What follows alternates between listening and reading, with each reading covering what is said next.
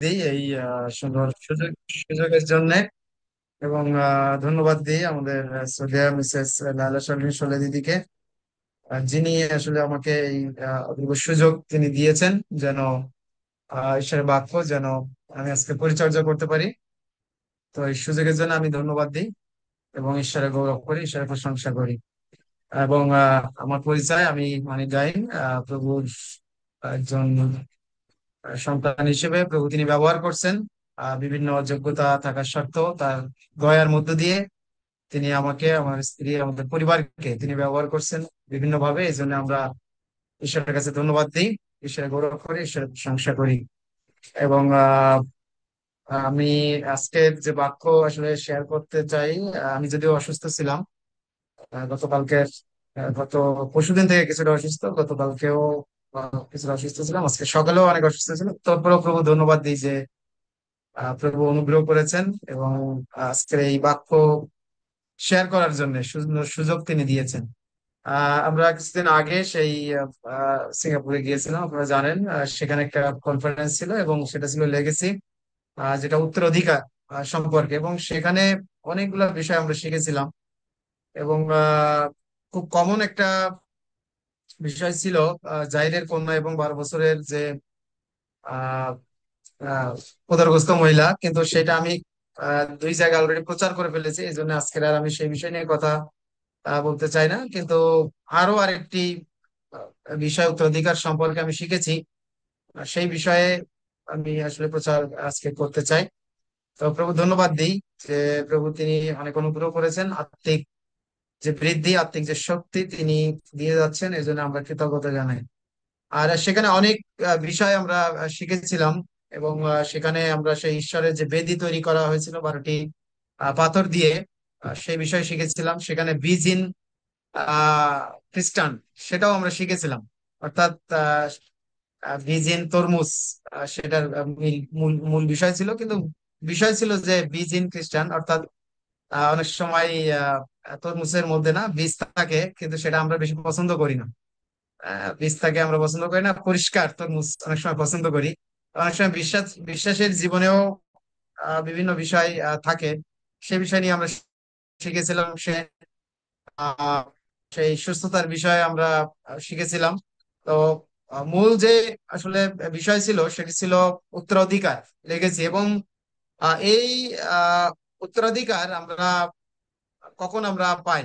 যখন আমরা যিশুতে বিশ্বাস করি এবং আমাদের আহ, সমস্ত পাপ যখন আমরা যীশু খ্রিস্টকে দিই, যখন বিশ্বাস করি যে প্রভু যীশু খ্রিস্ট আমার পাপের জন্য তিনি মৃত্যুবরণ করেছেন, আর তখনই আমরা পাপ থেকে মুক্ত হই এবং ঈশ্বরের পরিবারের সন্তান আমরা হই। যেটি আহ রোমিওতে বলা হয়েছে 1 কথায় 12 পদে, যতজন তাকে বিশ্বাস করিল সকলকে ঈশ্বরের সন্তান হওয়ার অধিকার তিনি দিলেন।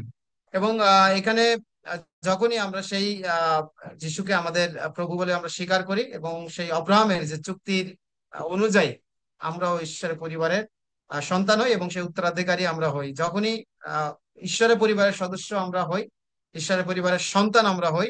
আমি এর আগে আরেকটা প্রচার আমি জিসিএম এ মনে হয় আমি করেছি যে, না সরি, জিসিএম এ না, এটা গ্লোবাল, আচ্ছা যাই হোক, যে মানে আমরা পাপী ছিলাম, পাপের দাসত্বে ছিলাম, কিন্তু দাস থেকে পুত্রত্ব পেয়েছি আমরা। হ্যাঁ, পাপের দাসে ছিলাম, দাসত্বে ছিলাম, কিন্তু সেখান থেকে আমরা যিশুকে গ্রহণ করার মধ্য দিয়ে ঈশ্বরের সন্তান হয়েছি। হ্যাঁ, দাস থেকে সন্তানে রূপান্তরিত। তো যখনই সেই সন্তানে আমরা রূপান্তরিত হই, তখন পিতার যে উত্তরাধিকারী আমরা হই, পিতার যা কিছু থাকে তাই না, সমস্ত কিছু আমরা তখন পাই। তো এই জন্য বলা হয়েছে যে যখন পাপ থেকে আমরা উদ্ধার পাই, যিশুকে বিশ্বাস করি এবং প্রভু বলে স্বীকার করি, তখন আব্রাহামের যে চুক্তি অনুযায়ী আমরাও সেই ঈশ্বরের পরিবারের সদস্য এবং উত্তরাধিকারী আমরা হই। এবং এটি আহ, সেটি আব্রাহামের সেখানেও ঘোষণা করা হয়েছে যে অনেক এটি একটা, কি বলা যায়, মানে একটা পরিপূর্ণতা, হ্যাঁ, বিশ্বাসী জীবনে পরিপূর্ণতা নিয়ে আসে। অনেক বিশ্বাসী আছে যারা বোঝে না যে এই উত্তরাধিকারী মানে আমাদের জীবনে যে পূর্ণ হবে, তাই না? অর্থাৎ যে আমি ঈশ্বরের পরিবারের সদস্য হয়েছি এবং সেই পিতার যে সমস্ত কিছু আছে, তার যে উত্তরাধিকারী আমরা হয়েছি, সেটা অনেক সময় আমরা বুঝতে পারি না, তাই না? পিতার যা কিছু আছে সমস্ত কিছু তখন সেই সন্তানকে তিনি দিবেন উত্তরাধিকার সূত্রে, সেটা অনেক সময় আমরা বুঝতে পারি না। হ্যাঁ, হতে পারে সেটি হয়তো সেই যে স্বর্গে অনন্তকাল থাকা এবং ইত্যাদি ইত্যাদি সমস্ত বিষয় পৃথিবীতেও যতদিন আমরা আছি, অবশ্যই সেই পিতার যে উত্তরাধিকার সূত্রে যে সমস্ত কিছু আমাদের দেওয়ার কথা সেটাও কিন্তু আমরা পাবো। আব্রাহামের কিন্তু এই জগতেও সমস্ত কিছু তার ছিল, তাই না? কিন্তু আব্রাহাম ঈশ্বরের সেই বাক্যে বিশ্বাস করেছিল, কিন্তু লোট অবিশ্বাস করেছিল এবং সে তার জীবনে সে ধ্বংস সে এসেছিল। এবং লোট কিন্তু আহ সেই ঈশ্বরের আহ যে অবাধ্যতা তার জীবনে ছিল এবং তার মধ্যে লোভ ছিল, মন্দতা ছিল, এবং সে ধ্বংস হয়ে গেছিল। কিন্তু আব্রাহাম সে ঈশ্বরের প্রতিজ্ঞায় বদ্ধপরিকর ছিল এবং তার মধ্য দিয়ে ঈশ্বর অনেক আশ্চর্য কাজ তিনি করেছিলেন এবং তার মধ্য দিয়ে আশীর্বাদ করেছিলেন সমস্ত মানব জাতিকে। এবং গালাতীয় 3 অধ্যায় 29 পদে যদি আমরা দেখি, সেখানে লেখা আছে, যদি তোমরা খ্রিস্টের তবে তোমরা আব্রাহামের বংশধর এবং প্রতিজ্ঞা অনুসারে উত্তরাধিকারী। আমেন। বলছে যদি তোমরা খ্রিস্টের, অর্থাৎ যদি আমরা যীশু খ্রিস্টকে আমাদের ত্রাণকর্তা মুক্তিদাতা হিসেবে বিশ্বাস করে থাকি, তাহলে আমরা সেই আব্রাহামের বংশধর এবং প্রতিজ্ঞা অনুসারে উত্তরাধিকারী। অর্থাৎ যে প্রতিজ্ঞা আব্রাহামের কাছে না, আদি পুস্তকে 12 অধ্যায় 2 থেকে 3 পদে সেখানে আব্রাহামের সঙ্গে যে চুক্তি করা হয়েছিল বা ঈশ্বর যে উত্তরাধিকার সম্পর্কে যে প্রতিজ্ঞা তিনি করেছিলেন, বলেছিলেন আমি তোমাকে এক মহা জাতিতে পরিণত করব, আমি তোমাকে আশীর্বাদ করব, আমি তোমার নাম মহৎ করব, আর তুমি আশীর্বাদ স্বরূপ হবে। যারা তোমাকে আশীর্বাদ করবে তাদের আমি আশীর্বাদ করব, যারা যারা তোমাকে অভিশাপ দেবে তাদের আমি অভিশাপ দেব। পৃথিবীর সব জাতি তোমার মাধ্যমে আশীর্বাদ পাবে। আমেন। দেখেন, এই যে ঈশ্বর তাকে আহ কি ধরনের আশীর্বাদ করলেন, বললেন যে তুমি যাদেরকে আশীর্বাদ করবে আমি তাদেরকে আশীর্বাদ করব, আর তুমি যাদেরকে অভিশাপ দিবে, তাই না, আমিও তাদেরকে সেই অভিশাপ দেবো, এবং পৃথিবীর সব জাতি তোমার মাধ্যমে আশীর্বাদ প্রাপ্ত হবে বা আশীর্বাদ পাবে। অর্থাৎ আব্রাহামের মধ্য দিয়ে ঈশ্বর যে একটা প্রতিজ্ঞা তিনি করেছিলেন, এবং এইটা ছিল সেই উত্তরাধিকার সূত্রে সেই পাওয়া যে ঈশ্বর যাকে মানে সেই আব্রাহাম যাকে আশীর্বাদ করবে সে আশীর্বাদ পাবে, আব্রাহাম যাকে অভিশাপ দিবেন সে অভিশাপ পাবে। অর্থাৎ সেই ঈশ্বরের যে অভিশাপ সেটাও সে পাবে। এবং 22 অধ্যায়ে 17 থেকে 18 পদে যদি দেখে আদি পুস্তক, সেখানে লেখা হয়েছে, আমি অবশ্যই তোমাকে আশীর্বাদ করব এবং তোমার বংশকে আকাশের নক্ষত্রের মতো এবং সমুদ্র তীরের বালুর মতো অসংখ্য করব। তোমার বংশধর শত্রুর নগর দখল করবে, আর তোমার বংশধরের মাধ্যমে পৃথিবীর সব জাতি আশীর্বাদ পাবে, কারণ তুমি আমার আদেশ মেনেছো। আমেন। আব্রাহাম ঈশ্বরের যে আদেশ সেটি তিনি মেনেছিলেন। যখন তাকে বলা হলো তোমার সমস্ত জ্ঞাতি কুটুম্ব না, সমস্ত পৈতৃক সমস্ত সম্পদ সবকিছু ত্যাগ করে আমি যে দেশ তোমাকে দেখাই সেখানে তুমি যাও। এবং আব্রাহাম আর পিছনে তাকায়নি, কিন্তু সে সামনের দিকে লক্ষ্য করেছিল এবং সেই ঈশ্বরের আদেশ মেনে নিয়েছিল, এবং সে ঈশ্বরের উদ্দেশ্যে সে রওনা দিয়েছিল, এবং ঈশ্বর তাকে কিন্তু আশীর্বাদ তিনি করেছিলেন। এবং তার মূল কারণ ছিল যে ঈশ্বরের যে আদেশ ছিল সেটি তিনি মেনেছিলেন। অনেক সময় আমাদের জীবনে কি ঈশ্বরের আদেশ সেটা অনেক সময় আমরা মানতে পারি না। না, ঈশ্বর যদি বলে যে এই জায়গা থেকে অমুক জায়গায় গিয়ে আমাকে পরিচর্যা করতে হবে, অনেক সময় আমরা মেনে নিতে পারি না, এই আমার এখানে এত পরিচিতি ইত্যাদি ইত্যাদি অনেক সময় আমরা মনে করি। কিন্তু ঈশ্বর যখন যে আদেশ আমাদেরকে দেন, আব্রাহামের মতো যদি আমরা সেই আদেশে কর্ণপাত করি, সেই আদেশে যদি আমরা এগ্রি হই, তখন কিন্তু আমাদের জীবনে সে আশীর্বাদ নেমে আসে। এবং বলছে যে আমি অবশ্যই তোমাকে আশীর্বাদ করব। ঈশ্বর নিজে এই কথা বলছেন আব্রাহামকে, এবং আমরা জানি যে শেষ পর্যন্ত সে আব্রাহাম আশীর্বাদ কিন্তু পেয়েছিল, যদিও তার জীবনে সেই পরীক্ষাও এসেছিল, তাই না? সেই তার নিজের সন্তান যে শেষ বয়সে যে সন্তান ঈশ্বর তাকে দিয়েছিলেন সেটিকে উৎসর্গ করার জন্য তার পরীক্ষা কিন্তু এসেছিল, না, সেই খাঁটি করার জন্য আবার তার জীবনে এই পরীক্ষাও এসেছিল। তারপরেও ঈশ্বর আব্রাহাম সেই পরীক্ষায় উত্তীর্ণ হয়েছিলেন এবং ঈশ্বর তাকে আরো আশীর্বাদ তিনি করেছিলেন। এবং এখানে 3টা বিষয় খুব গুরুত্বপূর্ণ, যে আহ বৃদ্ধি, আশীর্বাদের সূচনা এবং জয় এবং বিজয়, তাই না? বৃদ্ধি এখানে বলছিল যে তোমার জাতিকে আমি আশীর্বাদ করব, হ্যাঁ, মহৎ করব। এবং 17 থেকে 18 পদে সেখানে এসে বলছে যে তোমার বংশে আকাশের নক্ষত্রের মতো এবং সমুদ্র তীরের বালুর মতো অসংখ্য করবো আমি। দেখেন, সেখানে বলছে যে বৃদ্ধি সেটা নক্ষত্রের মতো, অর্থাৎ গুণে শেষ করা যাবে না, সমুদ্রের বালুকার মতো, অর্থাৎ সমুদ্রের বালুকা যেটা গুণে শেষ করা যায় না, সেটা গুণা সম্ভব না। তো সেই জাতিকে এই এরকম যে মহা সেই সমুদ্রে বালুকণার মতো নক্ষত্রের মতো করবে, এই প্রতিজ্ঞা কিন্তু ঈশ্বর তিনি করেছিলেন। এখনো সারা বিশ্বে যদি আমরা দেখি সেই বিশ্বাসীরা রয়েছে, যদিও আসল নকল অনেক বিষয় আছে। সত্যিকার বিশ্বাসীর সংখ্যা এবং অন্যান্য বিষয়ের সংখ্যা হয়তো কম আছে, কিন্তু তারপরেও সেই বিশ্বাসীর সংখ্যা কিন্তু আছে। এবং ঈশ্বরের বাক্য বলে যে সমস্ত জাতি না, সমস্ত জিহ্বা তাকে স্বীকার করবে, সমস্ত জানু তার কাছে পাতিত হবে।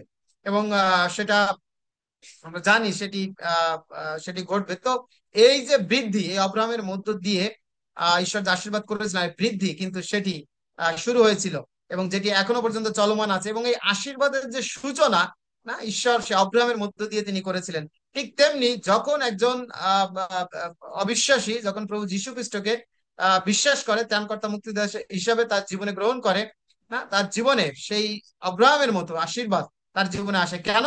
কারণ সে উত্তরাধিকার সূত্রে অব্রাহাম ঈশ্বরের কাছ থেকে তিনি পেয়েছিলেন, আর সেই অব্রাহামের মধ্য দিয়ে না সমস্ত মানুষকে দিয়েছিলেন। যদিও পরবর্তীতে আমরা আসবো সেই যীশু খ্রিস্টের মধ্য দিয়ে সেই আশীর্বাদ পরিপূর্ণতা পেয়েছিল।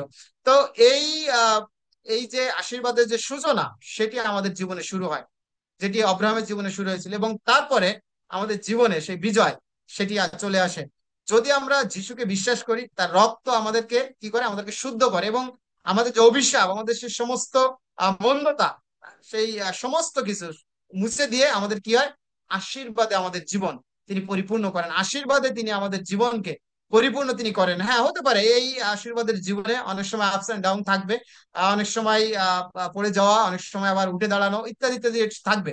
কিন্তু আমাদের যে মনে রাখতে হবে যে উত্তরাধিকার সূত্রে না আমরা যে ঈশ্বরের পরিবারের সদস্য হয়েছি, সন্তান হয়েছি, সেখান থেকে কিন্তু আপনাকে আমাকে ফেলে দেন না, সেখান থেকে আপনাকে আমাকে কিন্তু বের করে দেন না ঈশ্বর, যতক্ষণ পর্যন্ত না আমরা তার সঙ্গে যুক্ত আছি। এবং বলছে যে যখনই আমরা সেই উত্তরাধিকার আমরা পাই, যখন যিশুকে বিশ্বাস করার মধ্য দিয়ে যখন আমাদের সমস্ত পাপ ক্ষমা হয় এবং আমাদের জীবন যখন আশীর্বাদে পূর্ণ হয়, তখন তিনটা আশীর্বাদ আমাদের জীবনে সব থেকে বেশি দেখা যায়। সেটি হলো যে আমরা বৃদ্ধি পাই, তাই না? আমরা বৃদ্ধি পাই। এবং দ্বিতীয় বিষয় হলো যে ও আশীর্বাদ স্বরূপ হয়, অর্থাৎ আমাদের নিজেরা আশীর্বাদ স্বরূপ হই। সুতরাং নিজে যখন আশীর্বাদিত হয়, অন্যকেও, তাই না? আব্রাহাম কি করছিল?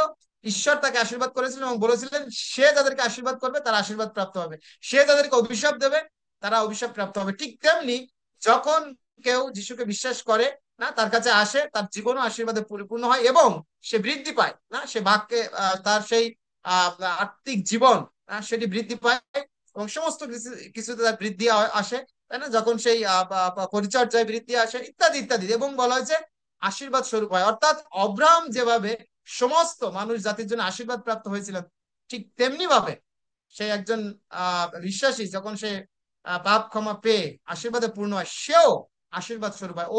অন্যকে আশীর্বাদ, অন্যের জীবনের জন্য আশীর্বাদের কারণ হয়। অন্যকে আশীর্বাদ করার মধ্য দিয়ে তাদের জীবনেও সে আশীর্বাদ বয়ে নিয়ে আসে, যেভাবে অব্রাহামের মধ্য দিয়ে ঈশ্বর সমস্ত মানব জাতিকে তিনি আশীর্বাদ তিনি করেছেন। এবং তৃতীয় বিষয় হলো যে আমরা বিজয়ী হই, তাই না? আমরা বিজয়ী হই, অর্থাৎ বিজয়, এই বিজয়টা কোথা থেকে?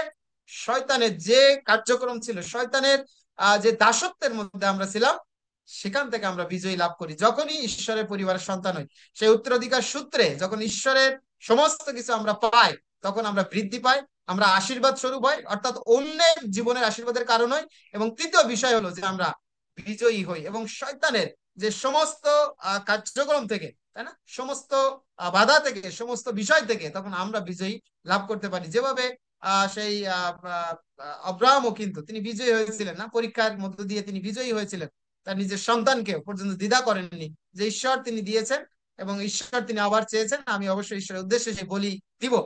এবং তিনি বিজয়ী হয়েছিলেন। আমাদের জীবনেও যখনই আমরা আসি, আমাদের জীবনেও সেটি বৃদ্ধি পায়। আমাদের জীবন অন্যের মানুষের আশীর্বাদের কারণ হয়, যেভাবে অব্রাহাম অন্যের জীবনের আশীর্বাদের কারণ হয়েছিল। এবং বলা হয়েছে যে আমরা সেই বিজয়ী আমরা হই। অব্রাহামের উত্তরাধিকার আসলে কিভাবে আমরা পাই, আর সেটি যদি দেখতে চাই, গালাতীয় 3 অধ্যায় 29 পদে সেটি লেখা আছে। গালাতীয় 3 অধ্যায় 29 পদে লেখা আছে, যদি তোমরা খ্রিস্টের, তবে তোমরা অব্রাহামের বংশধর এবং প্রতিজ্ঞা অনুসারে উত্তরাধিকারী। আমেন। বলা হচ্ছে যে যদি তোমরা খ্রিস্টের, যদি আমরা যিশুকে আমাদের ত্রাণকর্তা মুক্তিদাতা হিসেবে আমরা গ্রহণ করে থাকি, তবে আমরা অব্রাহামের বংশধর এবং প্রতিজ্ঞা অনুসারে উত্তরাধিকারী। আমি গত শনিবারে আমি এই জন 8 অধ্যায়ে আমি কথা বলতেছিলাম, 31 থেকে 41 পদে। তো সেখানেই এই বিষয় ছিল যে যখনই আমরা ঈশ্বরের পরিবারের যখন সন্তান হই, ঈশ্বরের পরিবারের সন্তান হই, তখন সেই পাপের দাসত্ব থেকে আমরা মুক্ত হই, আমরা স্বাধীন হই। সেখানে লেখা আছে যে আমরা আমরা আর সেই পাপের দাস না, কিন্তু আমরা স্বাধীন। সেখানে লেখা আছে। এবং তারা প্রশ্ন করছিল সেখানে, সেই ইসরায়েল জাতি তারা প্রশ্ন করছিল যারা সেখানে ছিলেন, যে আহ, আমরা তো অব্রাহামের বংশধর।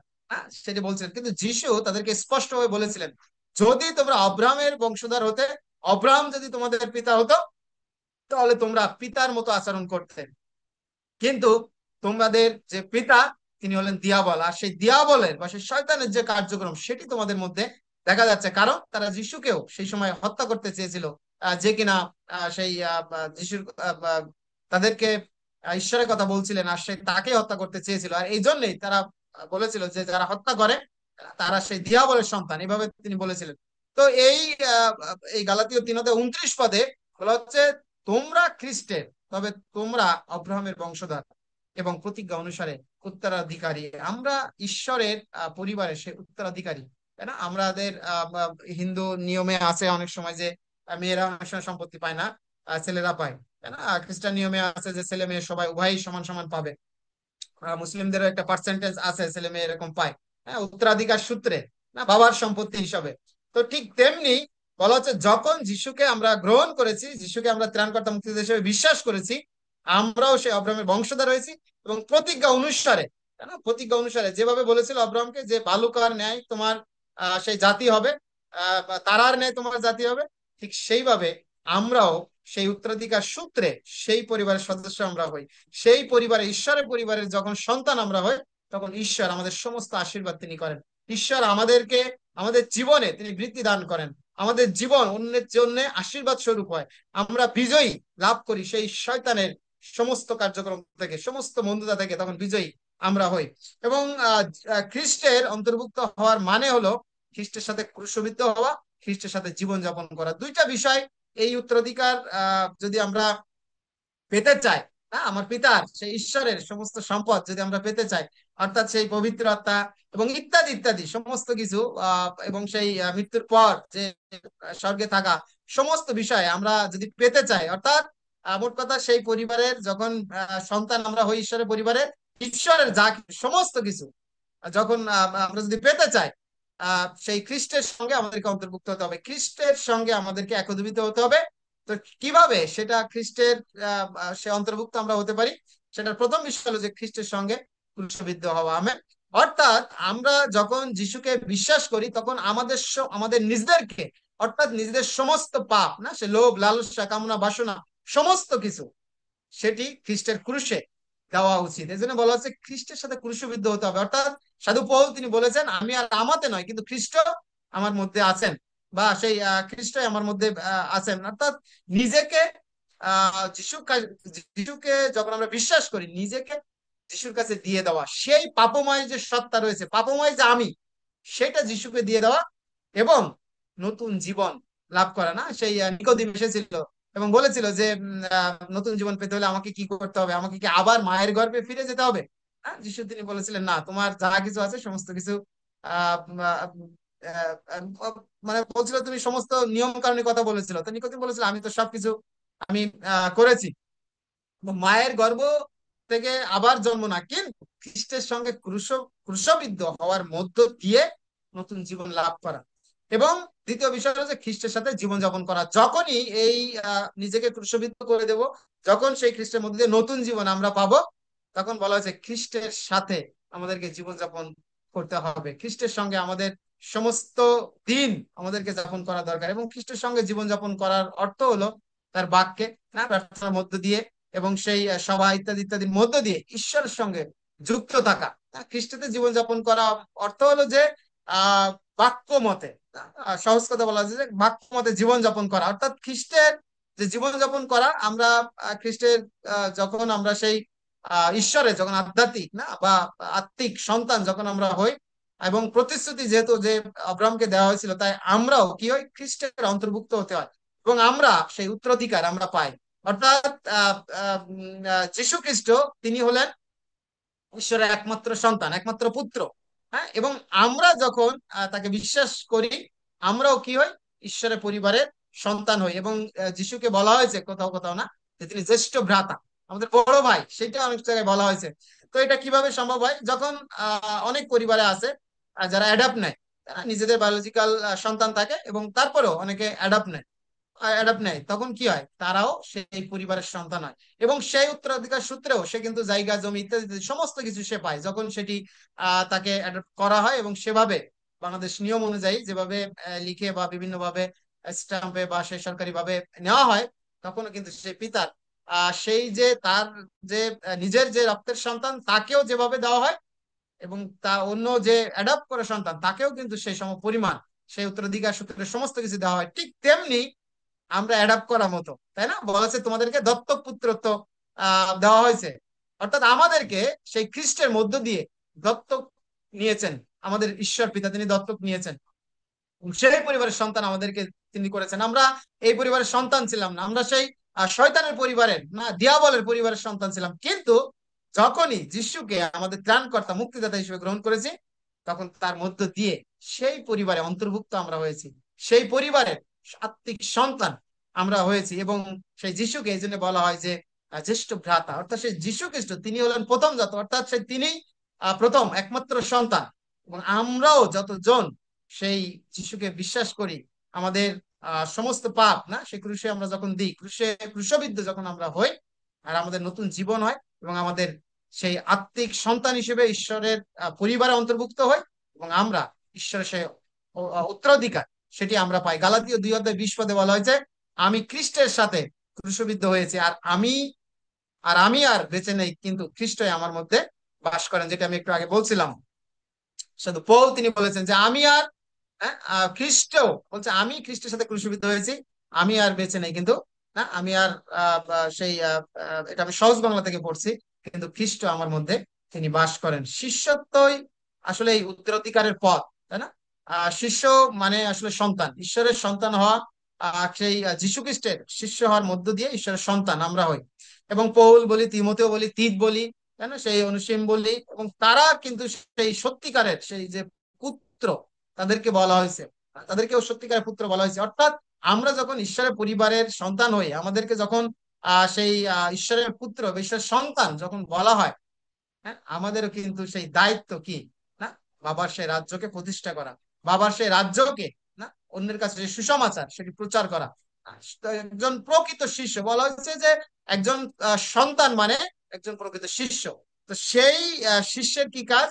সেই বাবার রাজ্যকে না বিস্তার করা, বাবার সেই সুসমাচার না আরো মানুষকে সেই পরিবারে অন্তর্ভুক্ত করা। সেটা বলা হচ্ছে যে আমরা পুত্র যখন হয়েছি, আমাদেরকে একজন প্রকৃত শিষ্য আমাদেরকে হতে হবে। কারণ কি? মতি 28 অধ্যায় 29-20 পদ, খ্রিস্টান লাইফ বাংলাদেশ বা ক্যাম্পাস ক্রুসেড অফ ক্রাইস্ট, তারা এটিকে যেটি তাদের মেইন পথ সেটিকে বলে, এবং বলে গ্রেট কমিশন, যে অতএব তোমরা যাও এবং সমস্ত জাতিকে শিষ্য করো পিতা পুত্র পবিত্র আত্মার নামে, তাদেরকে বাপ্তিস্ম দাও, এবং আমি যে শিক্ষা তোমাদেরকে দিয়েছি, আদেশ দিয়েছি, তা তাদেরকে শেখাও। এবং আমি যে শিক্ষা তোমাদেরকে দিয়েছি, সেই শিক্ষা তুমি দাও। এবং মার্ককে বলা হয়েছে যে আমি যুগান্ত পর্যন্ত তোমাদের সঙ্গে সঙ্গে আছি। তো এই যে কমিটমেন্ট ঈশ্বর তিনি করেছেন, এবং আমাদেরকে যে গ্রেট কমিশন তিনি দিয়েছেন, যখন আমরা সেই পরিবারের সন্তান আমরা হয়েছি, পুত্র হয়েছি, আমাদের দায়িত্ব যেন সমস্ত মানুষের কাছে সুসমাচার দেওয়া, তাই না, সমস্ত সমুদায় জগতে যাওয়া।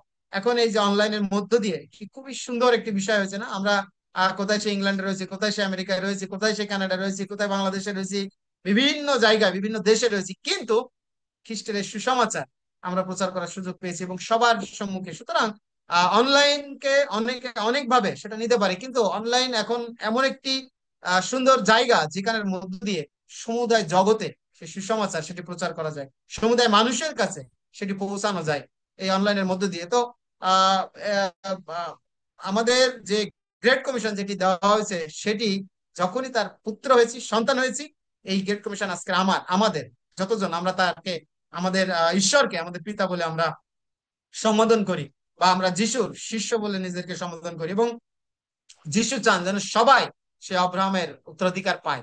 হ্যাঁ, উত্তরাধিকার পায়, এবং উত্তরাধিকার পাওয়ার একমাত্র পথ হলো শিষ্য হওয়া এবং শিষ্য তৈরি করা। শিষ্য হওয়া এবং শিষ্য তৈরি করা, না শুধুমাত্র আমি শিষ্য হলাম সেটি না, কিন্তু অবশ্যই আমাকে শিষ্য তৈরি করতে হবে। শিষ্য হওয়ার মানে হলো শিষ্যের জন্য একজন সেই পিতা প্রয়োজন, তাই না? অনাথ যে উত্তরাধিকার, অনাথ যে আছে সে কিন্তু উত্তরাধিকার পায় না যতক্ষণ পর্যন্ত তাকে অ্যাডাপ্ট না করা হয়, যতক্ষণ পর্যন্ত একটা পরিবারে অন্তর্ভুক্ত না করা হয়, ততক্ষণ পর্যন্ত সে পিতার পরিচয় কিন্তু পায় না।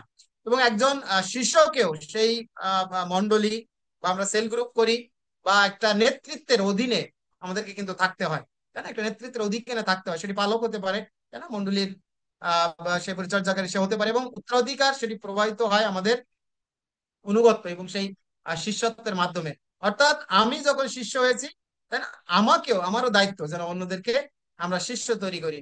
তো মূল যে বিষয় যে উত্তরাধিকার, সেই উত্তরাধিকার আহ উত্তরাধিকার আজকে আমরা যদি সেই ঈশ্বরের পরিবারের সন্তান হয়ে থাকি, আমরাও সেই উত্তরাধিকার আমরা পেয়েছি। এবং অব্রাহামের উত্তরাধিকার সেটি রক্তের উপরে না, তাই না? অনেকেই বলতে পারে না আমি 200 বছর, 300 বছর, 100 বছরের আমি বিশ্বাসী বা আমি খ্রিস্টান, কিন্তু সেই যে বংশ পরম্পরা সেটি কিন্তু আমাদেরকে এই এই এই সন্তানের উপরে, এই শিষ্যের উপর এটা নির্ভর করে না। তখনই আমরা সন্তান হবো যখন ব্যক্তিগতভাবে, না ব্যক্তিগতভাবে আমি ঈশ্বরের সঙ্গে আমি সেই সম্পর্ক করব যীশু খ্রিস্টকে বিশ্বাস করার মধ্য দিয়ে, তখনই কিন্তু সেই উত্তরাধিকার আমরা হব।